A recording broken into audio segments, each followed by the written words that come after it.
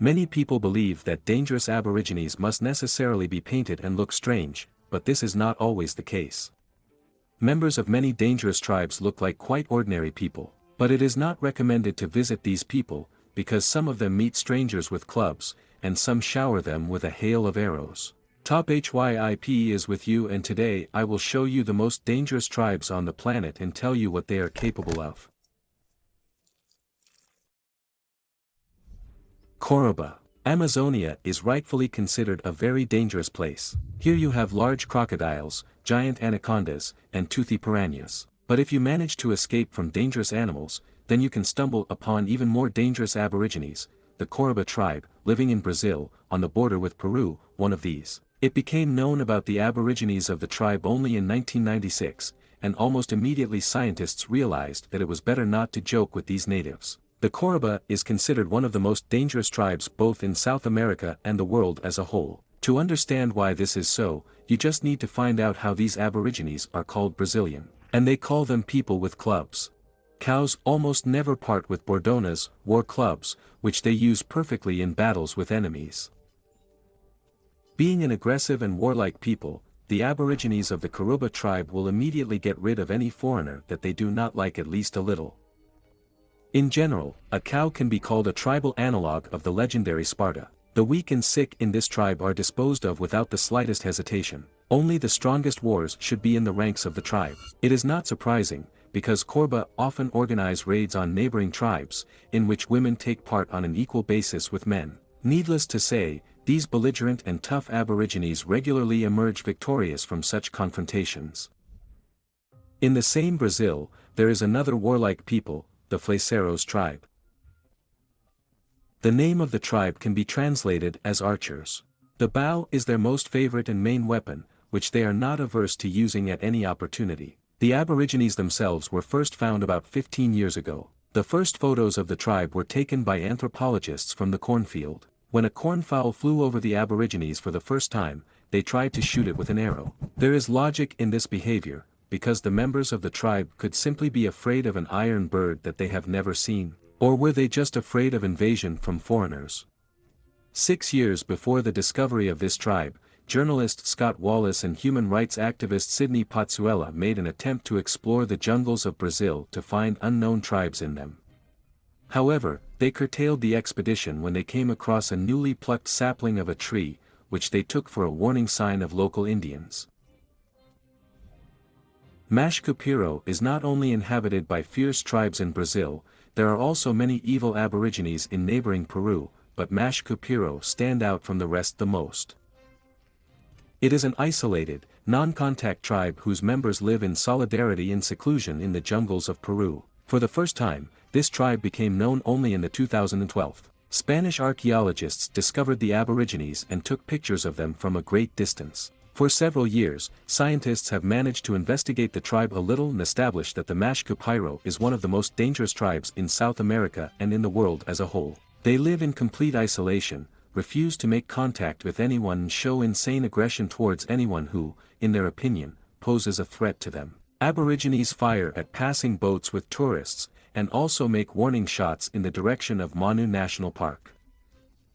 A representative of another tribe tried to establish contact with the Mashcupiro tribe, but he could not survive the carnage that began. Interestingly, the reason for this behavior is explained by scientists. Anthropologists think that Mashcupiro's aggression is caused by fear of the outside world. There are companies engaged in oil and gas extraction in the region, as well as illegal deforestation. Because of their activities, Mashcupiro are forced to look for a new place to live, and they don't really like it. It may seem to someone that Mashcupiro is the most dangerous tribe on the planet, but believe me, this tribe does not stand next to really crazy aborigines. Look further, very soon you will learn about the most dangerous tribe on the planet, the aborigines of which hate strangers. You will see Ecuadorian aborigines who do not let anyone near them, and also learn about an isolated tribe that you need to get to for many days through the dense jungle. Sentinel scientists are very lucky if they manage to get to the aborigines of the tribe to study the peculiarities of everyday life, but this does not always work out. Some tribes live so isolated and remote that it is almost impossible to find them, and some hate any outsiders. Sentinels belong to the latter. This people living on the island of North Sentinel in the Bay of Bengal, which is located near India, is famous for its incredible aggression towards any foreigners. Sentinelians do not want to make any contact with the outside world. They have been living in complete isolation for more than 60,000 years, do not enjoy the benefits of civilization and have long since turned the island of North Sentinel into their property. What will you do if some stranger starts breaking into your house? You'll probably try to force him out or call the police. Sentinelians are much tougher in this regard. Anyone who sets foot on their land, they meet with a hail of arrows. It is almost impossible to leave this island alive. Even flying up to the North Sentinel is quite dangerous. In the whole history, only a few scientists managed to make an expedition to the island, study the life of the aborigines a little and return home. The Sentinels are such a fierce people that recently the government of India has banned any landings on the Northern Sentinel, and boats patrol the waters of the island around the clock. It is not surprising that this particular tribe is considered the most dangerous, fierce on the whole planet. Jarawa, the nearest neighbor of the Sentinel people in terms of development, is the Jarawa tribe on the west coast of the islands of South and Middle Andaman. According to experts, for 55,000 years of complete isolation from the outside world, their way of life has practically not changed. Jarawa fish, collect fruits, honey of wild bees, and also hunt wild pigs and turtles. In total, their diet includes more than 150 species of plants, about 350 species of animals. Until recently, the Aborigines were extremely aggressive and dangerous. They categorically refused to communicate with outsiders and, like the Sentinels, met them with arrows. However, at the end of the 70s of the last century, a road was built through their separate settlements, which connected them with the island administration. As a result, they began to make contact with the Jarawa Aborigines. Tourists give them food and various trinkets for the opportunity to watch the dancing savages. And although such contacts have become safer, a certain risk still remains. At the same time, the Aborigines themselves, who do not have immunity to certain diseases, suffer from contacts. For example, from 1999 to 2006, almost half of Jarawa died from the epidemic of Kuri. In 1955, 5 evangelists from the United States traveled deep into the Amazon rainforest to try to spread Christianity among the Aborigines of the Warani tribe.